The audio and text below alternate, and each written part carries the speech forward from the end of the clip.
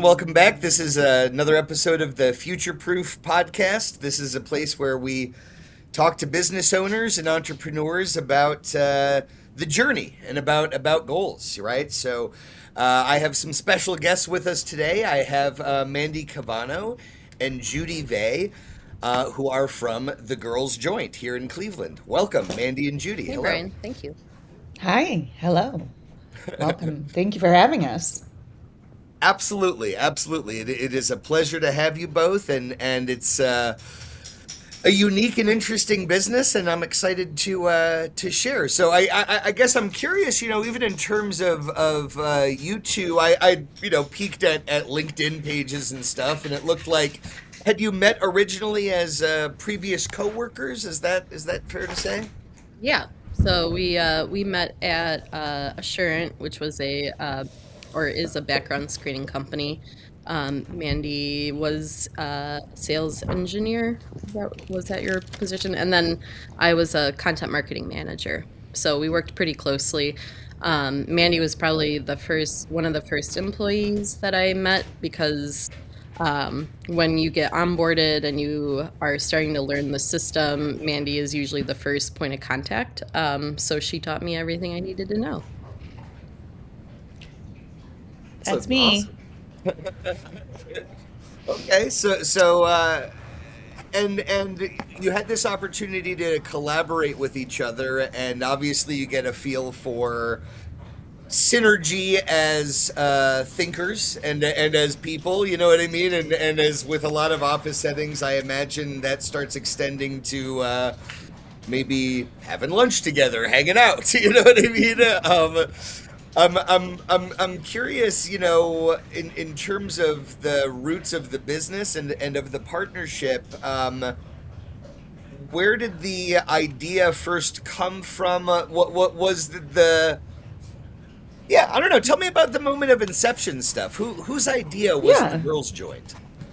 So it was it was both of us really. So, working together, we became friends and then we ended up being more closer friends than coworkers.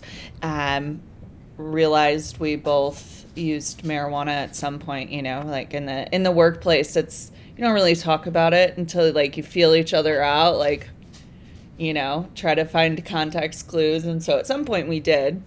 And, we kind of bonded over the really cute, different paraphernalia pieces that are out there. We'd find stuff and send it back and forth to each other.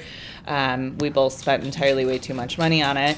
So at some point last year, around March of last year, we said, we need to do this, offer this kind of stuff because there's nowhere to get it anywhere except online, and none of the smoke shops or head shops were carrying the sorts of things that we carry, and they're not very female friendly always. So we, I haven't been working since 2022 after my hemorrhage, and so I'm like, this feels right. This feels like this is it. We're doing this, and so that's kind of just how it came to be. No, that's exciting, and you touched on a couple areas of almost gatekeeping that exist in the world. One that I'm certainly aware of as a long-time, decades-long marijuana smoker, right? That there is that workplace etiquette, business etiquette side of things. And it's been interesting even navigating recently with legalization, this idea of going like, man, it feels nice to not theoretically have to, worry about it. You know what I mean? But I don't know Sure. that the passing of legislation flips a switch completely in terms of stigma and some of that side of it. But I also want to drill in a little bit more and understand the perspective of that you're describing in terms of gatekeeping in the world of head shops, accessories, marijuana culture. How had that manifested for each of you in terms of seeing that pain point that you wanted to address? Yeah. So historically, the marijuana subculture of people has been very diverse, but with all things capitalism, the consumer side of it has become very white male dominated. And it feels exclusionary to anybody who doesn't fit into that mold. And you experience that, A, when you see the people who are running these organizations, and B, when you go into these You're muted. Sorry, Mandy, you had. Sorry, my dog rolled his ball over on my my keyboard. Get out of here, Alice. So, when you walk into these places, I can only provide you the female experience, but it doesn't feel very good. They don't take you serious. You want to ask questions, and then you're talked down to and made to feel less than, simply in my case because of my gender. And that's not a fun experience. I don't enjoy that. And then when I'm at these places, there isn't anything there that appeals to me. It's all very Rick and Morty, Simpsons-esque.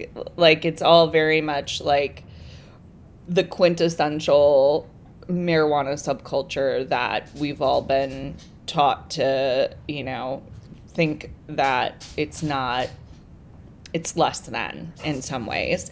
And, there's a whole other world in this community that just doesn't get any exposure, right? You can be a professional and have a good job and be successful and also use marijuana, whether it's medically or recreationally. But we don't see that in the the shopping experience that that we have. So it's a disconnect, right? We wanted, legalization is the first step into addressing that stigma, right? Once the right versus wrong law argument beside itself, for folks, the first step for them to understand that something might not be so bad for them is legalization. And from that point, then we can start to fight that stigma. But it's hard to do when the only things that you see as a consumer are all very childish, from like a cartoon perspective. And it's only one subset of the culture that's being served. Yeah, and Judy, please, add to that. And I please. think that, just from personal experience going into different shops, just from being a woman and walking in, you're met with just kind of an attitude of like, what are you doing here type of microaggression, I guess, when you walk into these stores. It's not a very welcoming feeling. And then when you do talk and you try to say like, oh, I know, I'm a stoner, I know what I'm talking about, I know what a grinder is, I know what a bubbler is or whatever, and you're going in to ask specific questions, then they pivot to, and it's just like going in to buy a car, right? First question as a woman when you go in to buy a car is, what color do you want? And that is my experience in these smoke shops that I visited before. Is like, I need a grinder. Which one do you recommend? Well, these. Do you want the purple one or the pink one? It's like, fine, yeah. I want the pink one. So, but it's just like that type of stuff where it's kind of annoying, and.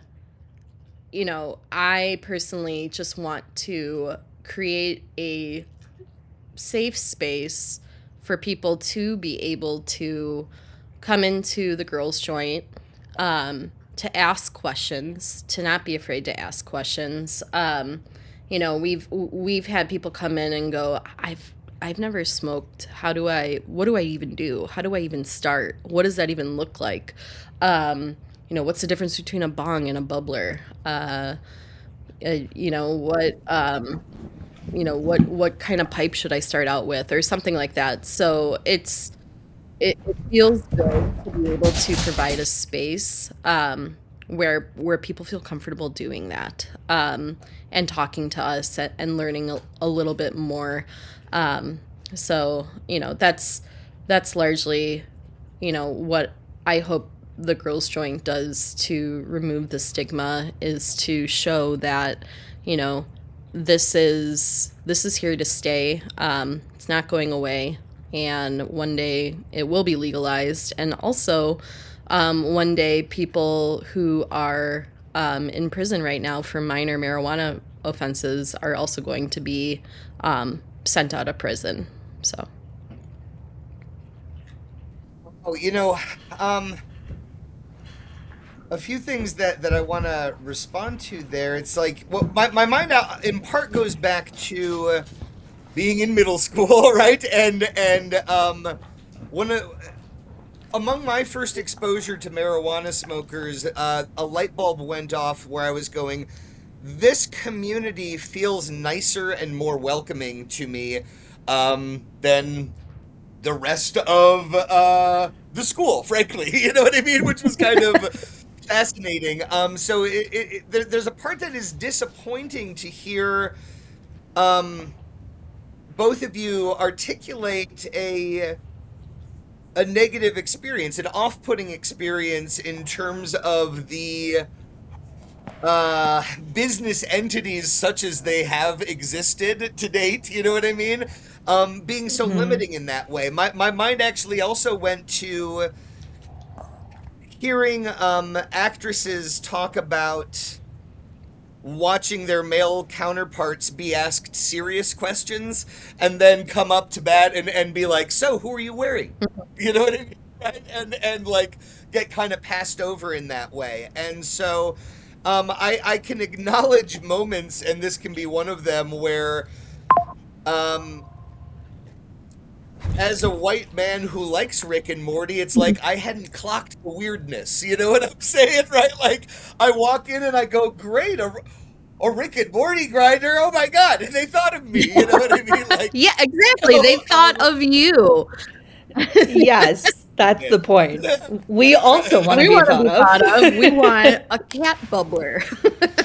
I get that, and I don't ever want to be a gatekeeper, and so it's like, yeah, I really do appreciate moments, and not to get like super political, but aspects of this are, where I don't like seeing a term like woke be co-opted as this like dark weaponized thing, right? Because to me it always just kind of suggested that moment of somebody turning you on to their experience, and like, why in the world would I need to sit there and like challenge that? You know what I mean? Like challenge your experience and the validity of it, regardless of the fact that I like what I like. You know what I mean? Like, I think it's awesome that you've identified a pain point. And when I see the photos that you share of rooms full of people participating in your event, it just further,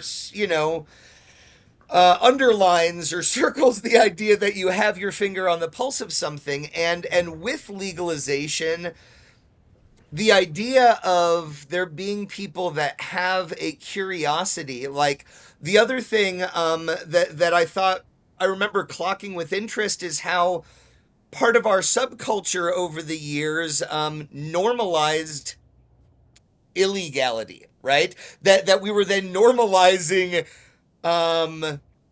being part of something that was like against the law, right? And so for anybody who doesn't do that, you know what I mean? Like for people who don't have that sort of risk tolerance or whatever, I see that there's this other thing going on where, again, when you describe somebody coming in and looking at your shop and going, this is the place that I felt comfortable coming to subject matter experts who were going to be warm and inviting.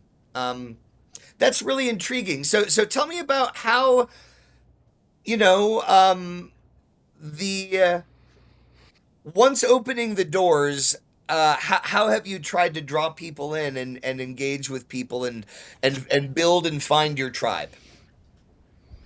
Sure. So the first part of that is the products that we offer. 90% of our inventory comes from women or minority owned businesses. It honestly might be higher than that now. I think I can only think of two things off the top of my head that don't come from a woman owned or minority owned business. And that's for several reasons. You can't find these brands unless you're going through, their website online. And so we want to expose them to more people because, we know that in the ages 18 to 34, women more than men use marijuana. But the products that you find in stores do not align with that. So number one, it's offering things that people who aren't white males would be interested in. And second, it is, a lot of engagement. Judy is our marketing genius, guru. I don't know what you want to. I know guru is a word, but she's the one that does all of our marketing and our social media and everything. And a lot of it's just talking to folks and making sure that people know who we are as people and understand our values and what our store is about, and just know that you don't ever have to buy anything from us. You can just come and ask us questions. And that happens all the time. People are like, hey, I saw you on Instagram, or I saw this TikTok of you. And I really had some questions. I was curious. I don't think I'm going to buy anything, but is it okay? It's like, yes, please pull a chair over. Let's have a conversation. You want to have a marijuana 101 class right now? Let's do it. We want to make that, we love marijuana. It's done a lot for us. And so we want to make that available to anybody who is interested. And so, events have allowed us to do that as well with the different education events and such that we've put on. Yeah. And also just collaborating with other community organizations within Cleveland. So, we have collaborated with the Soft Spot, which is a body positivity group in Cleveland. We did a night where they just did a Year of the Horse mood board night. So, stoners are creative and they like to be creative when they're high. So having those types of events that are cannabis adjacent, really have a good effect.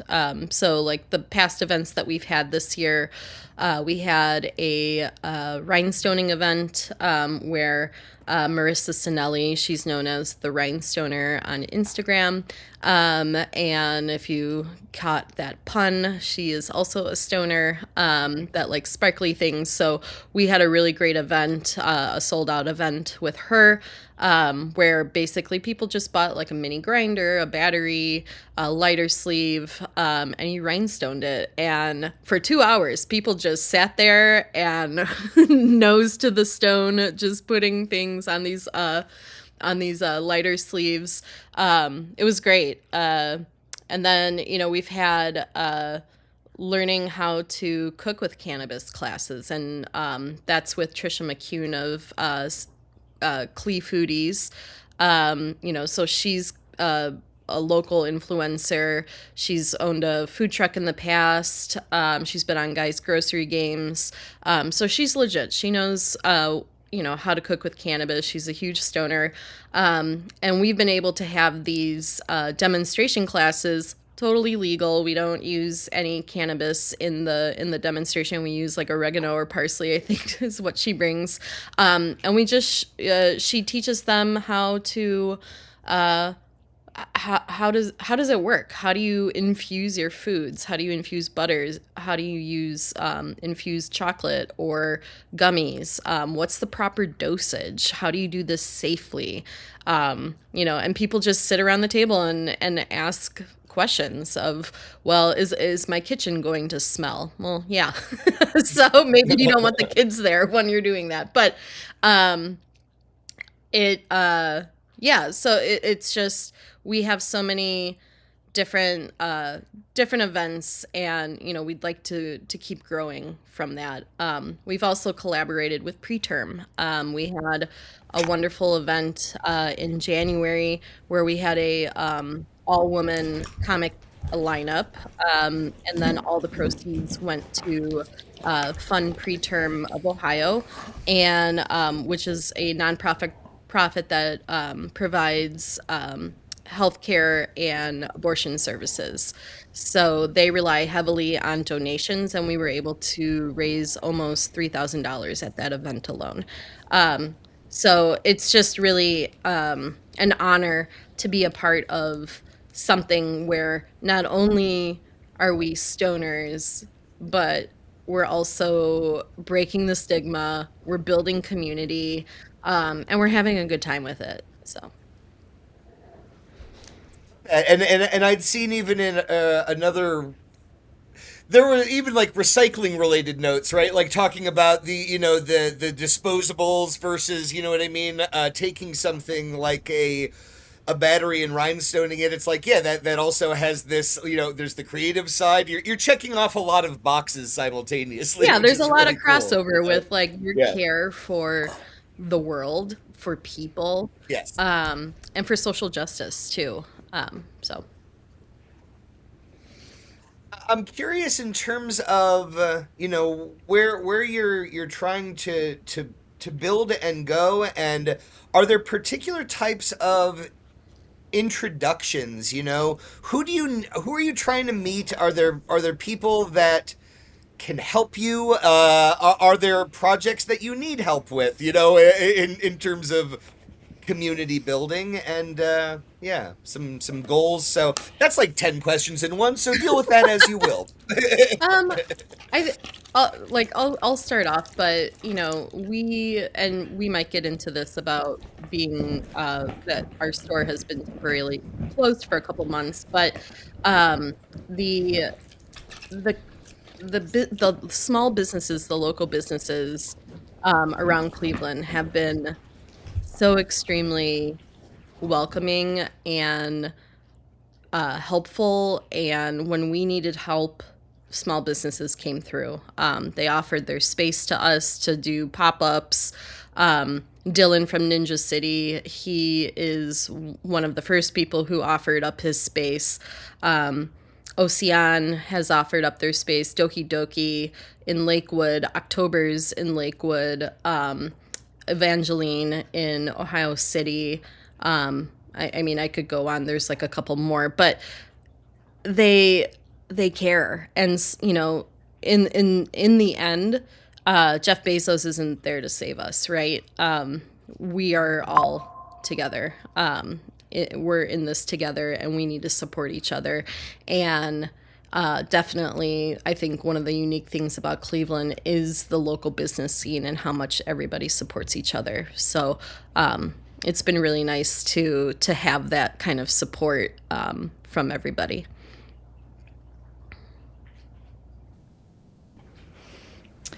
Yeah, social justice is another reason that we bonded. We are very politically aligned, socially aligned, and having this business allows us to do more than we could do as individuals. So really any, kind of nonprofit organizations that align with the things that we're also aligned with, it would be helpful. We have a lot of that already. Cleveland is very small. It's a very small business community. It's a very, very small social justice community. So, generally, if you know a few people, you can know everyone.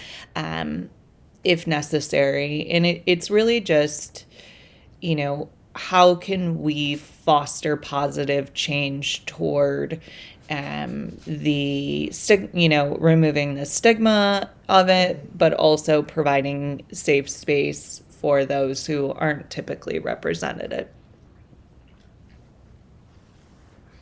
love it. What were Okay, the well, other parts to your questions? Did we answer your question? No. Yeah. So number one, just to touch on that side of it, I've been doing a lot of networking events for the last 15 years, and one thing I like is that just like in the workplace where you're looking for sort of signals from people at any given time, right? Not everybody that I interact with aligns with my political beliefs. Not everybody that I interact with aligns with my spiritual beliefs, right? And what I've observed to be true, broadly speaking, is that almost everybody that I interact with in our business community kind of wants the same things and does want to build each other up. And again, I'm prepared at any given time to see where I'm being naive, see where there are people being left behind, and try to do something about that. I think that's really important. But where I also am just sort of saying, like, yeah, like who can help you? Who are you trying to meet? In terms of spaces and places that can host you, it's a big world. You're right, like that these BNI groups and stuff like that I've gone to. I think there's a lot of people that would value your mission and value your work, and so I'm just sort of raising my hand, number one, and saying I would love to help make those introductions. And then as far as anybody listening, like, yeah, where do you want to be found? Are there particular projects or goals going on right now where you need to mobilize people? Or, you mentioned that the brick and mortar location at the moment doesn't have, business hours at the moment, right? Is there anything people can do to help? Yes. So we are, we've got quite a few pop-ups and events that are going on, that we've had go on. So, they can always come to those different events. You can find it on the Instagram and Facebook are probably the two places that are most up to date. We do have a website, but it's not the easiest thing in the world to update and keep managed. But definitely Instagram is where all the changes happen and they get pushed out from there. So we're at Girls Joint Co. on Instagram. But like, we're close to getting the brick and mortar up and running. It all stems back from that stigma and people being afraid of what they don't know. It is kind of how that all started and snowballed. But we are very close to being back with our brick and mortar, which will be great. So really that's like our main focus is getting back into the store. But some things one of the things that kind of has been, I don't want to call it a pie in the sky, but more of like in the future is having our own line of accessories, that we design and maybe we don't personally manufacture because I'm not a glass blower. I don't think Judy is either, unless she has a hidden talent she's never told me about. Yeah, that's all. She'd be like, yeah, I took a class and now I can blow anything that we want.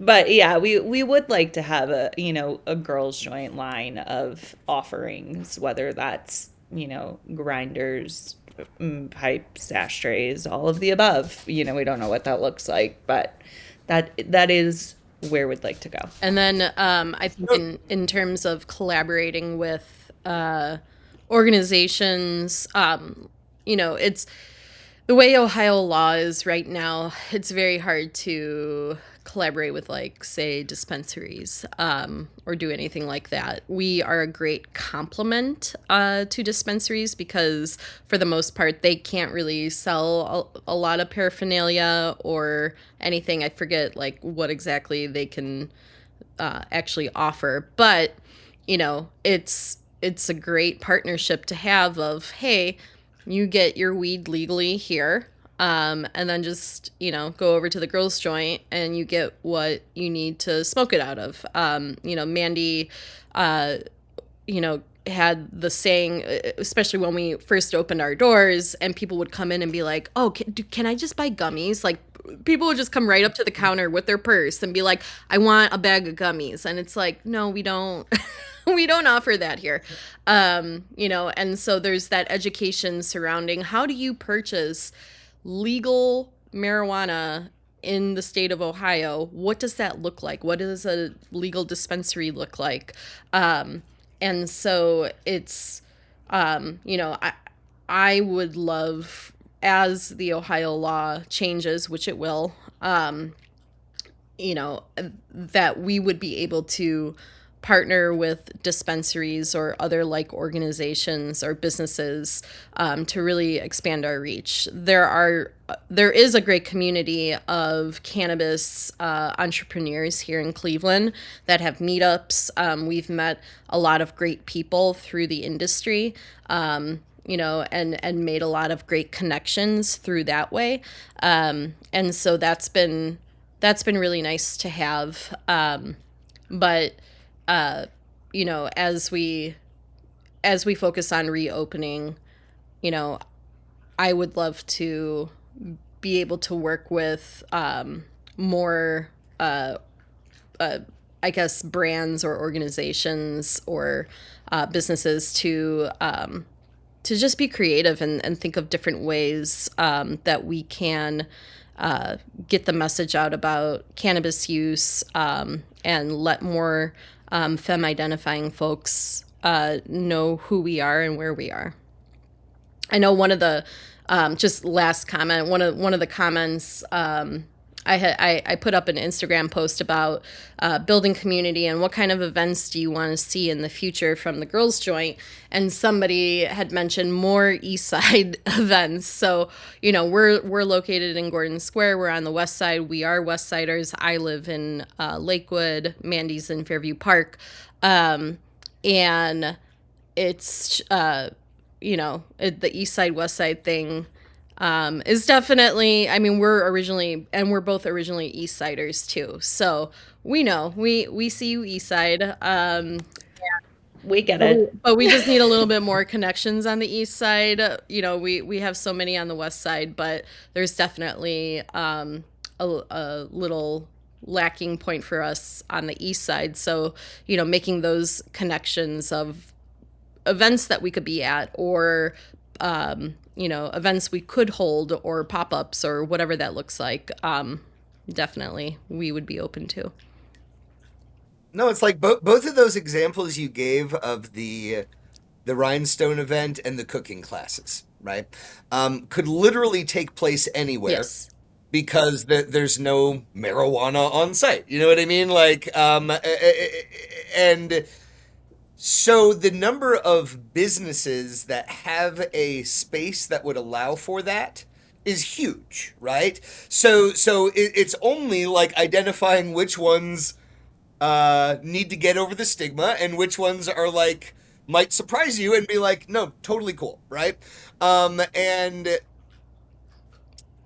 it's fascinating because, again, even in terms of the goal of partnering and having a brand that's in dispensaries and other, I say obvious, like, related places, like, just to follow, like, you might not want to be in Target because, like, it's too corporate or something and you want to stay cool, and that's cool.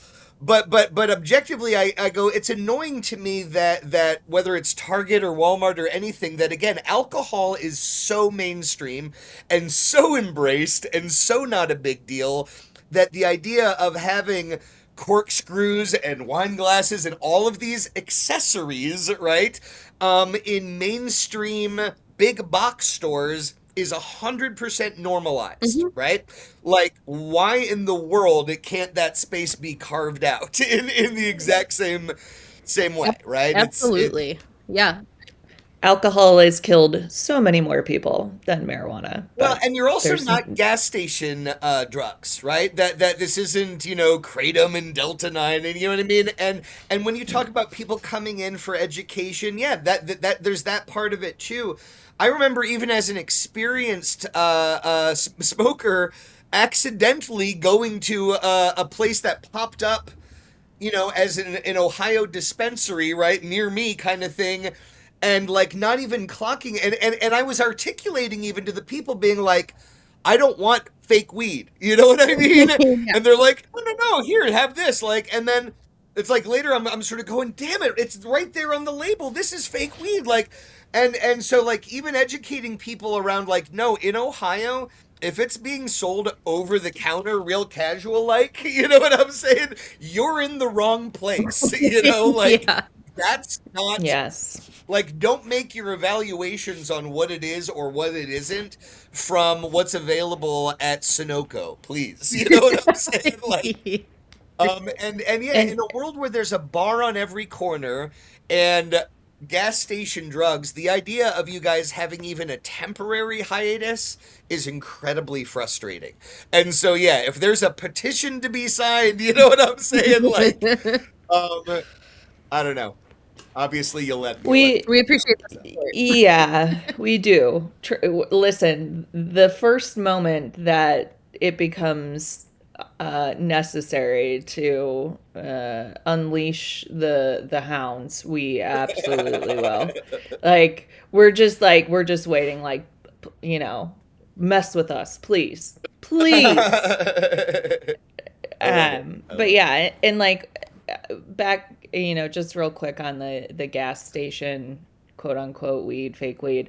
A lot, you have to be careful because a lot of times you're gonna find it that they're offering it in legitimate weed packaging.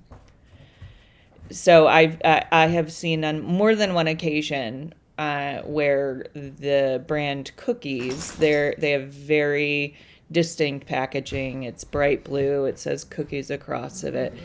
That packaging is being utilized at these non-legal smoke shops. So they're going out of their way to make it to appear as if it is legalized, tested product when it is not. So please be careful. Well, thank you guys so much for sharing some time this morning. I'm excited to publish this and have a chance to share it with more people. So, thanks for taking some time with me this morning. Yeah. Thanks.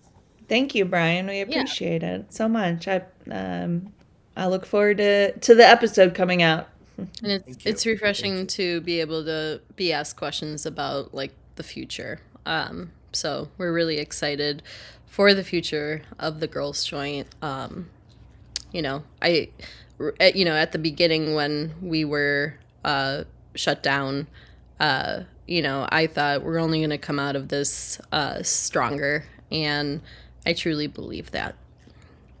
While we've been No, I look forward to checking in with you guys at a point where you can refer to this as this whole time as just this little speed.